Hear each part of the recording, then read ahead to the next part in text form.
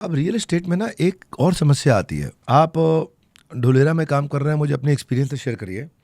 Labour का जो shortage है, मैंने देखा है कि हीरानंदानी ग्रुप के जो मैनेजिंग डायरेक्टर हैं, जिनका नाम है निरंजन हीरानंदानी, वो कहते हैं अगर मेरे को 100 स्किल्ड चाहिए तो 20 ही मिलते हैं। अब मैन पावर मिल जाती है पर स्किल्ड नहीं होती, और अगर स्किल्ड चाहिए तो पूरी नहीं मिलती। अब समस्या ये है कि अब ये हमारे यहाँ पे नोएडा में, दिल्ली के पास में गौर ग्रुप बहुत काम करता है, मनोज गौर। वो कहते हैं कि ओवरऑल 25% तो स्किल्ड मैन पावर का भी मिलती ही नहीं है।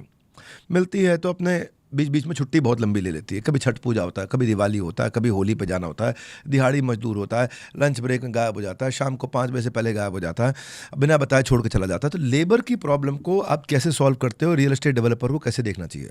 सर, लेबर की प्रॉब्लम के लिए भी मैं आपको 3 चीज अगेन बताऊंगा। अच्छा। Yes sir. ये 3 का बड़ा सिस्टम है आपका, ब्रह्मा विष्णु महेश। Yes sir. अगर 3 चीजों से याद रखोगे तो आपको पूरा प्लान समझ में आ जाएगा कि हमको कैसे आगे बढ़ना है, अगर जीरो से हीरो कैसे बनना है। ये चीज़ें आगे जाके काम में आएगी।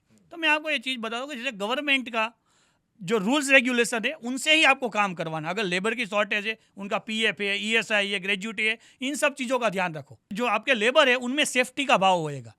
जो लेबर है अपने आप को सिक्योर फील करेगा, उसको पता है कि मालिक है वो मेरा अच्छा ख्याल रख रहा है। और गवर्नमेंट के नॉर्म्स जो है, यानी गवर्नमेंट के नॉर्म्स के अंदर ही आपको काम करना है। दूसरा है सेफ्टी एंड सिक्योरिटी। आपकी साइट पे सिक्योरिटी काम होगा, सेफ्टी से काम होगा। दूसरी रही security. Security only on security नहीं, उसकी सोशल सिक्योरिटी, उसकी फिजिकल सिक्योरिटी, उसका काम आने वाले समय में मिलेगा नहीं उसकी सिक्योरिटी। अब मैं आपको इससे एक चीज़ रिलेटेड करके बताता हूँ। सिक्योरिटी में क्या है कि उसको जब आएगा आपके पास तो आपको बोलेगा कि सेठ, उसको लगना चाहिए कि सेठ के पास आने वाले समय में भी काम है। ठीक है, मेरे को घर में कोई प्रॉब्लम आ गई और सेठ मदद करेंगे नहीं करेंगे, एक इमोशन रिलेशन होते हैं। तो उसको पता है कि जब मेरे को प्रॉब्लम आएगी तो सेठ मेरे साथ खड़े हैं। सिर्फ उसका जो काम करना है उसका तो पैसा वो लेगा ही लेगा, और हमको देना भी चाहिए।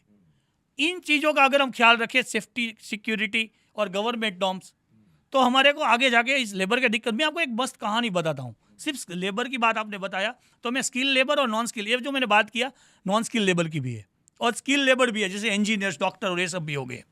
आपके साथ, हमारे साथ, हमारी कंपनी में बाकी लोग भी जुड़े हुए हैं, उनको फैमिली की तरह हम रखते हैं। हम ये प्रूव है। मैं आरएससी ग्रुप धौलेरा के अंदर मेरी कंपनी में यही करता हूँ। धौलेरा में सबसे बड़ी समस्या है ये एम्प्लॉय, इसका एम्प्लॉय दूसरे ने ले लिया, दूसरे का एम्प्लॉय तीसरे ने ले लिया। ऐसे ही सर एक कहानी मस्त बताता हूँ कि मेरे पास एक जो हमारे डेवलपर्स हैं उन्होंने मेरे को कॉल किया, यार रामराज भाई आपने मेरा बंदा ले लिया। मैं बोला बिल्कुल सर, बंदे को आप संभाल नहीं पाए तो आपने आ गया मेरे में, या आप संभाल लेते।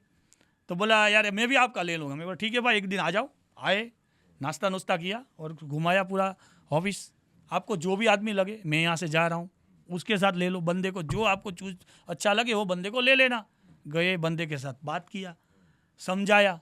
सर उसको एक भी बंदा मिला नहीं, क्योंकि जो आरएससी ग्रुप का आज तक का इस बात के लिए जो एक साथ जुड़ गया वो लंबे समय तक टिकता है। आप परिवार की तरह? यस सर, परिवार के। हमारा एक और सिस्टम है सर, हम सब आज की डेट में भी, मैंने ये चीज़ मेरे फौज से सीखी हुई है कि संतरी से लेके मंत्री तक एक ही थाली पे खाए, मतलब एक ही टेबल पे खाएंगे। मतलब अगर मैं कंपनी का सीईओ हूँ और मेरे यहाँ ड्राइवर है या प्यून है या मेरे बीडीएम है, बाकी सेल्स टीम है, हम साथ में खाते।